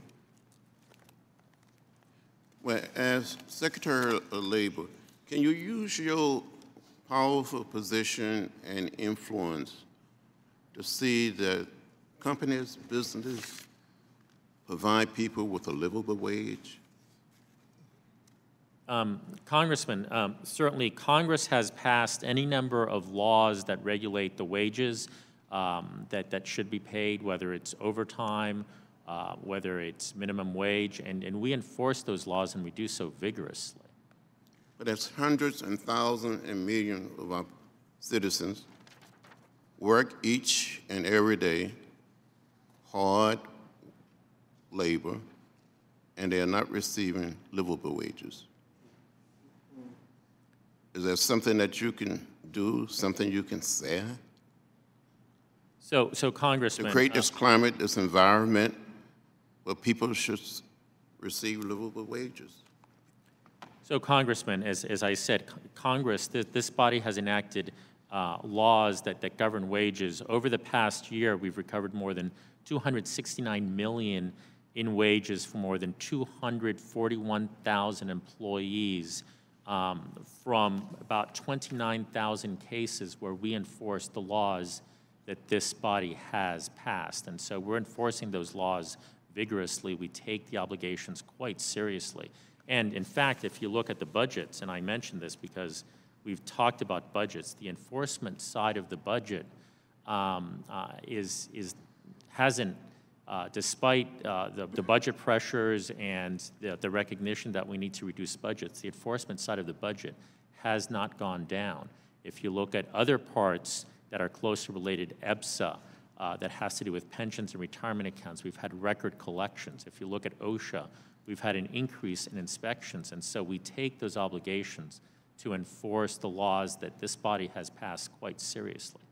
Thank you. Are you back, Mr. Thank you, Mr. Lewis. Mr. Meehan, you're recognized. Thank you, Mr. Chairman. And I want to, coincidentally, to be grateful to be following my good friend, Mr. Lewis, who yesterday had the great pleasure to present at St. Joseph's University, right near my district, where they had high praise for your moments there. Thank you for taking time to come up to Pennsylvania, Mr. Lewis. Well, thank you very much. I was honored and delighted to be there to receive a medal from St. Joseph. Dr. King spoke there in 1967, and I was invited. It was an unbelievable group of students, elected officials, and others. Thank you. Well, for allowing me to come to your district. They loved having you there. Thank you. And nice to see you, Secretary, again. I want to take a moment, just you talk a little bit about the apprenticeship programs, which have been effective. Speaker Ryan came into my district, Penn Machine Works, and we had the owners who are in advanced manufacturing, but it's still, you know, it's metal nuggets and things that are specialty, and they have a hard time finding employees, and they use the apprenticeship programs in concert with some of the other local schools, and when they can get somebody, they really take advantage of it, and these are careers. You mentioned there's almost 500,000 jobs that are available in manufacturing that are going unfilled. What are we missing with respect to making that connection with regard to using apprenticeship programs to help find those kinds of people that can get the training within the program for a career-sustaining position? Well, Congressman, thank you for the question. And as you mentioned, apprenticeship programs are quite successful. Some of your colleagues, I think, have also touched on one of the issues, which is we are sending signals to young Americans that certain careers are encouraged and certain careers are discouraged. You know, and it strikes me that young Americans want family-sustaining jobs, good jobs, family-sustaining jobs, and we should be empowering them with the information they need to make their choice of career based on how these jobs are going to pay, how these jobs are going to reward them. You know, this past Sunday, I had the opportunity to go to an event called Helmets to Hard Hats, where veterans are recruited into the trades. And there was a woman who stood up, and she said, I was in the Army, and I was training to be a medic. And then I talked to my brother, who was a sheet metal worker, and he said, why don't you try this out? And she did. And she said she's making great money. She's got a career right away. She went straight from the military to this job, and she loves it. We need to send that signal more often. Thank you. I yield back. Thank you, Mr. Meehan. Mr. Schweiker, you're recognized. Thank you, Mr. Chairman. Mr. Secretary, something I have great interest in, and particularly if you read over the latest CBO numbers, they actually have in there as one of the constraints in our nation's economic growth is labor force participation. Basically, they allude to, hey, we just don't have enough workers, which is an amazing thing to think about what the discussions were just a few years ago of not enough jobs. As you do, you have some very smart staff around you. I guess what we're kissing up about 63% on the mean labor force participation number. Have they ever talked to you about where they think we could get to?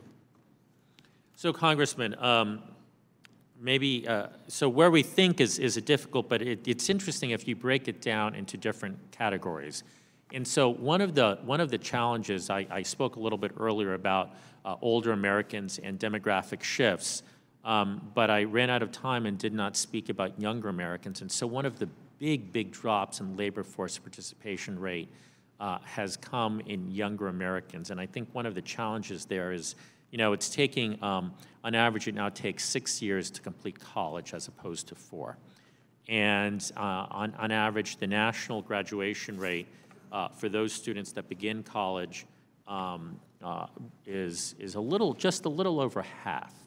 And so one of the issues that we need to ask is, how do we engage younger Americans in the workforce?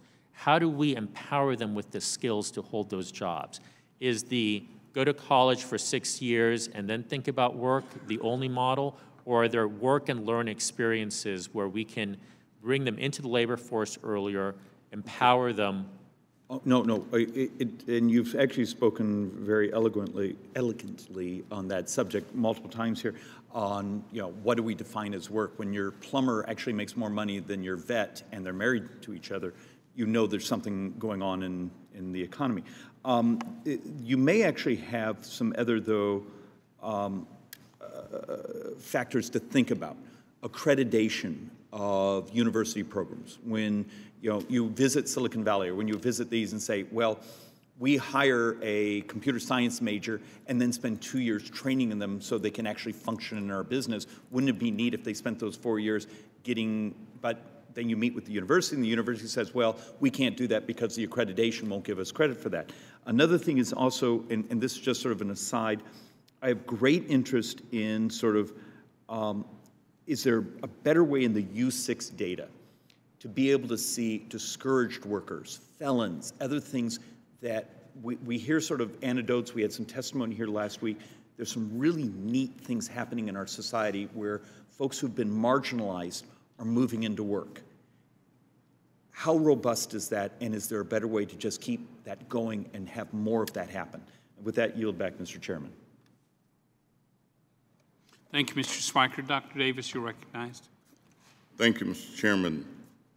Mr. Secretary, I understand that DOL is working with congressional Republicans to require workers to take drug tests before they can receive the unemployment insurance benefits they've earned, even though there is no evidence that unemployed workers have a higher rate of substance use disorders than the general public, or that this requirement would be anything other than an additional humiliation inflicted on people who are working hard to find new jobs. Since you support drug testing of workers, can you tell us the administration's plan for drug testing political appointees or senior level management personnel? Congressman, as you noted, there is a rule that we are developing pursuant to congressional action. The rule was subject to a CRA, and therefore, as we develop that rule, we're quite sensitive to the fact that there is a pending CRA and that it must be substantially different. With respect to the second question, I would refer you to the Office of Personnel Management, which would be much more familiar with those rules. Thank you very much, and I would be very concerned if we were to require drug testing for individuals who've earned benefits, and this category of individuals could be denied, and yet we have other individuals receiving public resources of public dollars where there's no requirement for them. So I thank you for your answer, and I'll check that with the personnel management. Thank you, Mr. Chairman. I'll yield back. Yes, sir. Thank you, Dr. Davis. Ms. Walorski, you're recognized. Thank you, Mr. Chairman. Thank you, Secretary Acosta, for being here. I chaired the Nutrition Subcommittee for the Ag Committee in 2015 and 16. We conducted a comprehensive review of SNAP, formerly known as food stamps, over 16 hearings. One theme that stuck out is the idea of moving away from just counting the number served and focusing instead on outcomes. So we can't just stop asking how many people receive benefits, but we've got to go a step deeper. Did the recipient get and keep a job? Are they moving up the economic ladder? If not, what happened? We get a much more comprehensive picture from which we can evaluate the effectiveness of these programs. The recent executive order on reducing poverty acknowledges, however, that the outcomes being measured also need to be aligned across agencies to the greatest extent possible so that we can look at workforce agencies like Tanf and SNAP and other programs and see how they're working and see how we can improve them. Can you tell me about your implementation of these outcome measures? What could we learn as we look to apply them to other programs, to our programs, and what the larger vision is for using some of the same measures across programs? Thank you. Congresswoman, thank you for the question. And so I think it's so important that we focus on outputs, not inputs. You see that in any number of government programs that measure the input and not the output. You see it in, for example, I've talked about higher education, where we measure the number of students, not how many graduate, and how many go on to get jobs, and what do those jobs in fact pay. Under WIOA, we had a number of output measures. I believe that there were 6 that were required. And we've gathered the data, and we're looking at that data, and I'm happy to share that data with you or with the committee once we've fully analyzed it. I appreciate it, and I just want to echo the comments of my colleagues. I represent the Indiana 2nd District, which was in the Wall Street Journal just a couple of weeks ago about what the future of America could look like. And it was, again, and I'm just reemphasizing the point of how desperately we need those jobs, and applaud any of your efforts in assisting with, moving folks from where they're at right now and flushing more people into our economy to produce jobs. Thank We're you. importing jobs. Thank you, Mr. Speaker. You bet. Gentlelady's time has expired. Ms. Sanchez, you're recognized. Thank you, Mr. Chairman and Secretary Acosta, for being here today. This Republican Congress seems obsessed with pushing an agenda that actually makes it harder for working families to get ahead in life.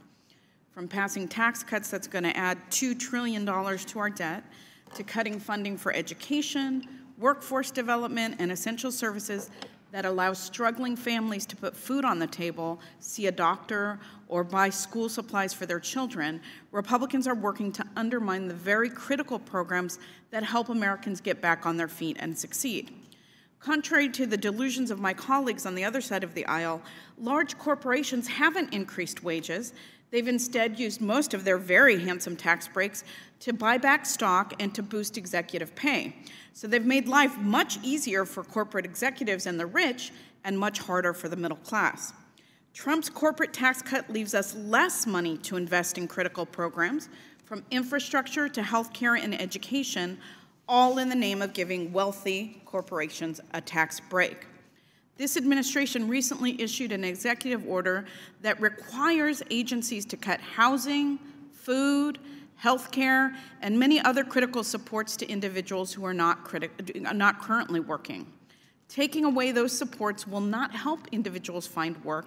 It will only make it harder for many people to get and keep a stable job.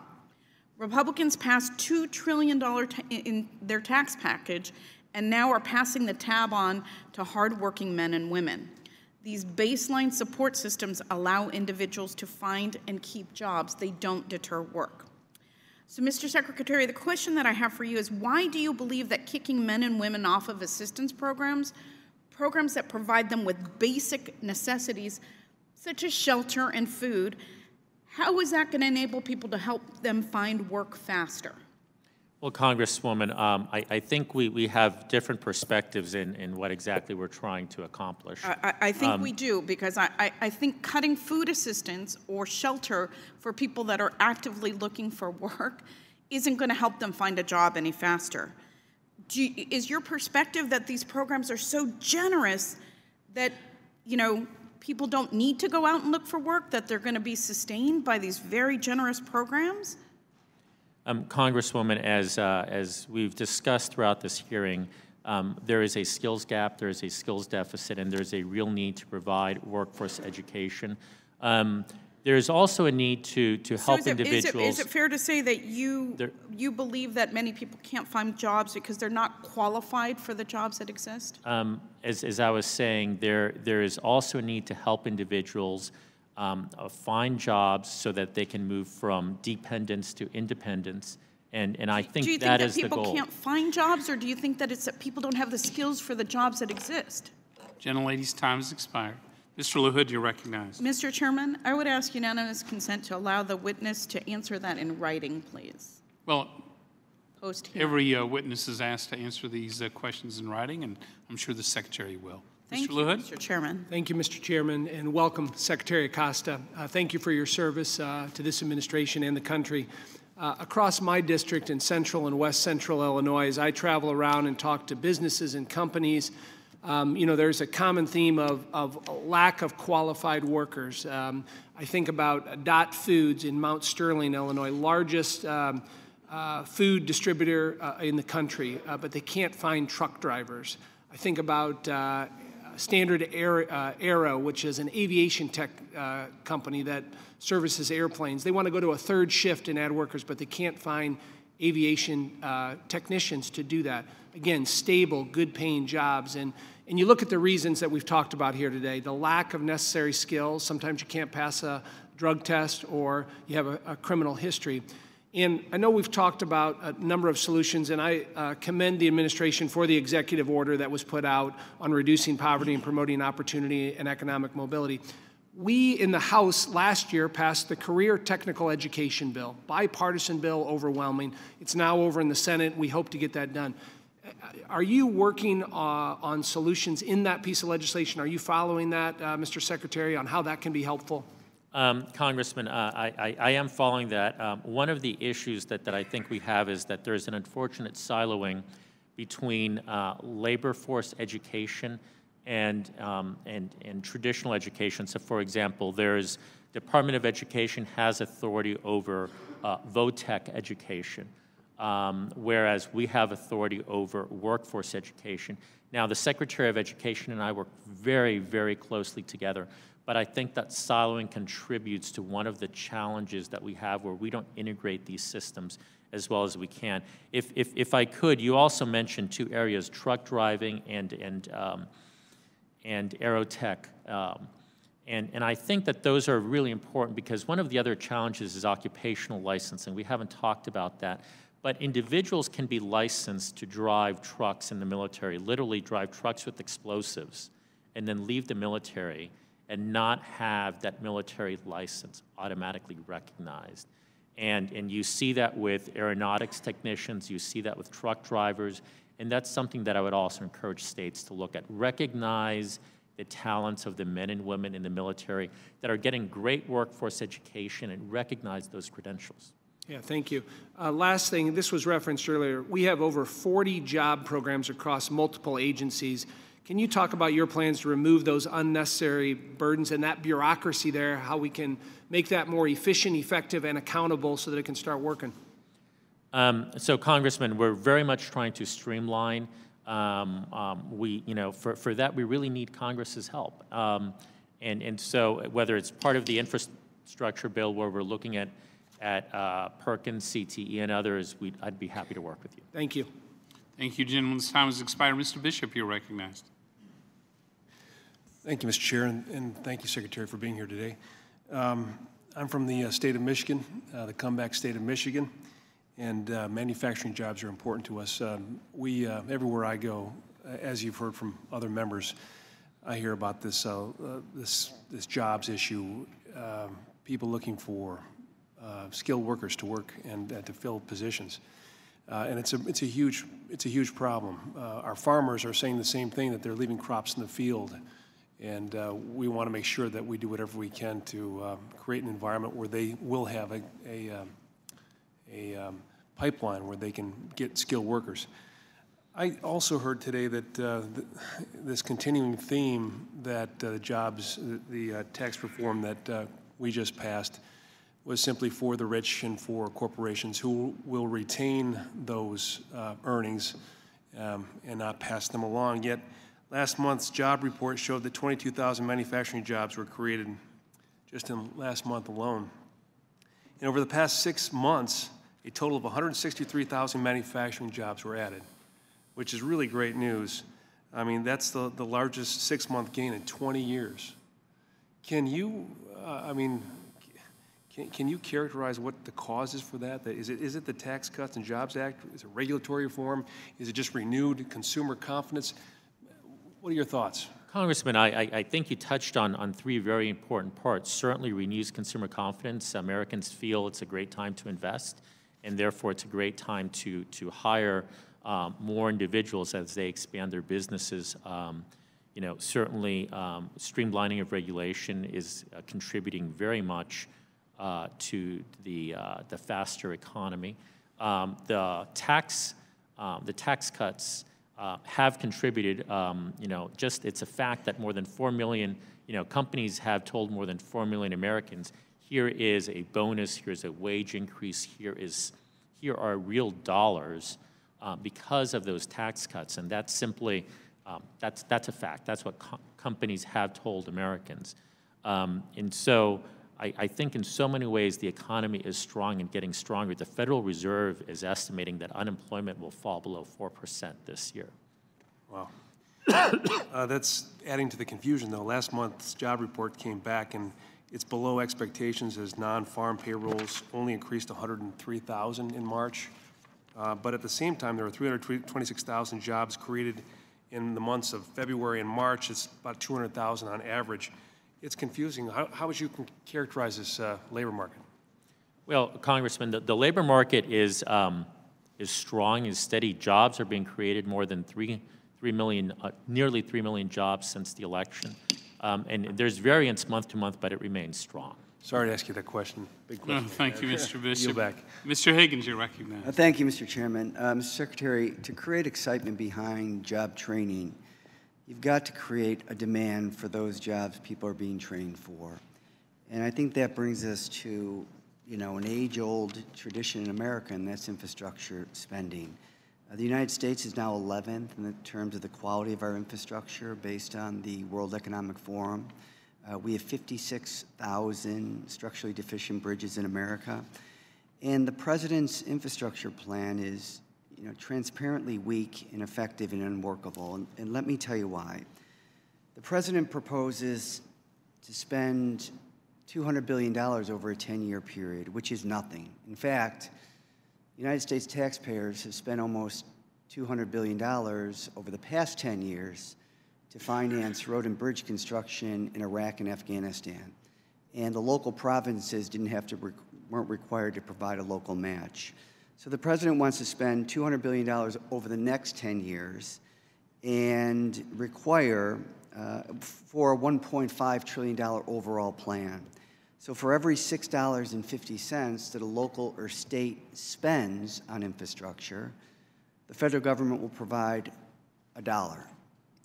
And how do state and localities finance infrastructure? They issue debt, they issue bonds, which they pay back over the life of the infrastructure. That's how they're able to do it. There is no enthusiasm for the President's infrastructure plan.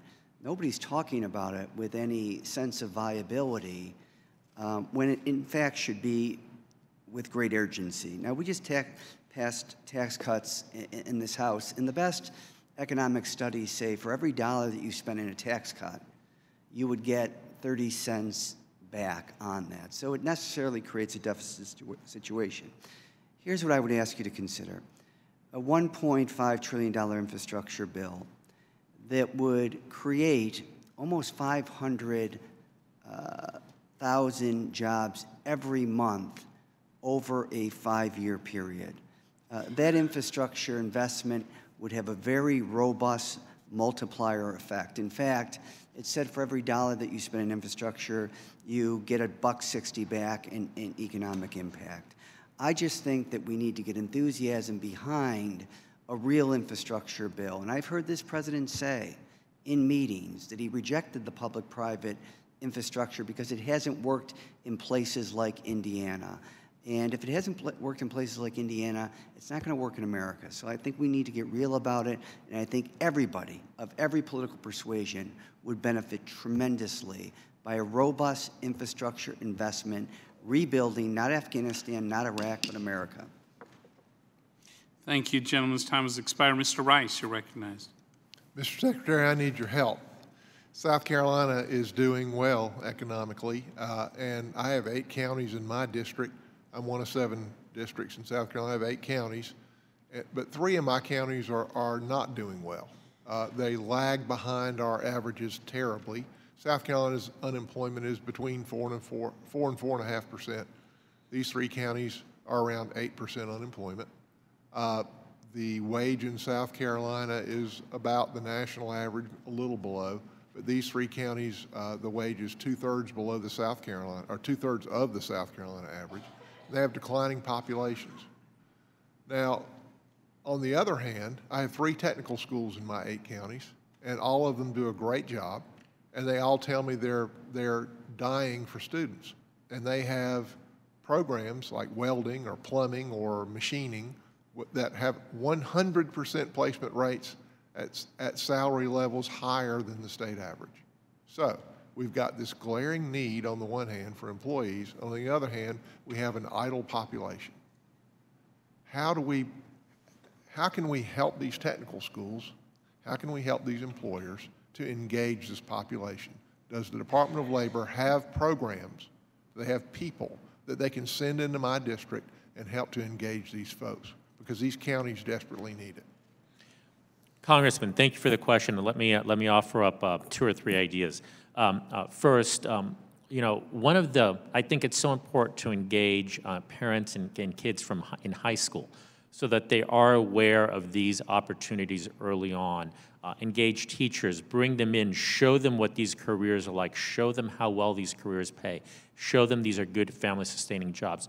Secondly, the Congressman referenced the infrastructure plan. And, and I really would encourage Congress, this is something that should be bipartisan, and Congress should come together and look at it. And within that, there is an important provision, which is the extending of Pell to certificate programs. Right now, we tell young Americans, if you go and you get a degree, even if that degree leads to more debt than you can pay off, we will support you. But if you go and you get a certificate program in welding, we will not. So why are we limiting Pell to certain programs and not others? Why are we not allowing young Americans to make that choice for themselves? Mr. Secretary, my technical schools tell me that if you make below a fairly modest wage in South Carolina, that these programs are free. They are free. There's no possibility of debt. With the South Carolina Lottery and the other grants that are available, these kids can go to school for nothing, and yet they can't fill these programs. There's computerized digital machining. They have a 2-year program. They can take 80 kids. They have 2 problems. One, they can't get 40 kids a year to sign up. And number 2, they don't finish. And why don't they finish? It's a 2-year program because after a year, there's such a need, the employers hire them away. That's right. So how do we connect this disconnected population? We are sending, I'm happy to speak to you individually, we are sending a horrible signal to young Americans across the country that these are not good careers when, as a factual matter, they pay well, they're great family-sustaining jobs. Thank you, sir. Thank you, members. Secretary, thank you for being here today. 2 quick questions. So I think the media and Democrats make a pretty compelling case. CBO is no fan of the new Tax Cuts and Jobs Act. But look at, even if you accept their extremely low estimates, 1 million new jobs for Americans, over 1 million new jobs for Americans seeking work today. That's crucial. Paychecks going up by over $1 trillion. Think about that. After a decade where paychecks have been flat for most Americans, $1 trillion and higher wages for working families. Over $6 trillion of new economic growth from last April to June. The only thing different is the new tax code that we have today in a rebalanced regulatory environment. $6 trillion of a higher economy, and media doesn't report this. More revenue for the federal government now because of tax reform, $1 trillion more for a tax cut of $1.5 trillion. So 2/3 of the static score under the worst case scenario CBO has already been paid for going forward. The only thing that's missing from all that are the workers. If you look at every economic analysis of the Tax Cuts and Jobs Act, they predict higher economic growth for America, higher economic growth for the world. But in out years, they start to pull their punches. And why? It's because they're not convinced America will develop the workers we need to take advantage of now one of the most competitive tax codes on the planet. They're not convinced that we'll close this jobs gap, that we'll train the workers of the future. They're not convinced we'll get people off the sidelines who too many in Washington have given up hope on. Republicans don't. We actually believe we can get people into prosperity and opportunity from government dependency today. And yes, we have to get immigration right for the long term, no doubt about it. So you're working with us in a bipartisan way because I'm convinced Democrats and Republicans both want to see people get back to work. I think that's crucial. That's why you're here. Thank you for that work. Final point. 2012, President Obama signed legislation to allow states to begin to drug test those on unemployment for those seeking jobs in industries that required those drug tests. So not willy-nilly, but to have them job ready in industry they're interested in. But over the 5 years, 6 years now, Department of Labor dragged their feet, basically blocked states from doing this. And even as they were walking out the door, put in place a rule that stopped the states. We're very effective at matching local workers, you know, with local jobs from doing this. Congress repealed that final rule. I understand revised regulation has appeared on the unified regulatory agenda that can begin this work. Can you give us a quick update? Mr. Chairman, that is correct. There is a revised regulation that we're looking at. It's on the regulatory agenda. As we go forward, one of the issues that we're looking very closely at is how this interacts with the CRA. It will be quite possibly the first test of the CRA, and so that's an issue that overlays. Yeah, I just think it's important. Look, Texas was the first state to raise their hand. We think we can do a better job of matching those local hope-to-be workers with local jobs. We're anxious to do that. I also want to commend you on having with you today two of our former Ways and Means team, Rosemary Lahaski, who is here today, and Robert O'Quinn. We think you have a good choice in labor team folks. Ranking Member Neal would like to make a Mr. Chairman, thank you. I think despite some of the differences that were expressed today, there was also a lot of common ground. I think there's broad agreement on that notion of the number of jobs that go unanswered in America every day. As the Secretary pointed out, I think there's some room here on apprenticeship programs, community college expenditure, and getting people into voc ed. I think that the committee could have, some meaningful input, again, on a bipartisan basis. And where we might have disagreement over broad strokes of policy, I think that I might encourage us at the committee level here, Mr. Chairman, to continue to pursue this line of discussion and reasoning as we go forward for the remainder of the year. The whole notion, as you know, that I've been obsessed with, and that's labor participation rates. Thank you. Thank you, Ranking Member Neal. I'd like to thank our witness for appearing before us today. Mr. Secretary, please be advised that members of the committee have 2 weeks to submit written questions to be answered later in writing. Those questions and your answers will be made part of the formal hearing record. With that, the committee stands adjourned.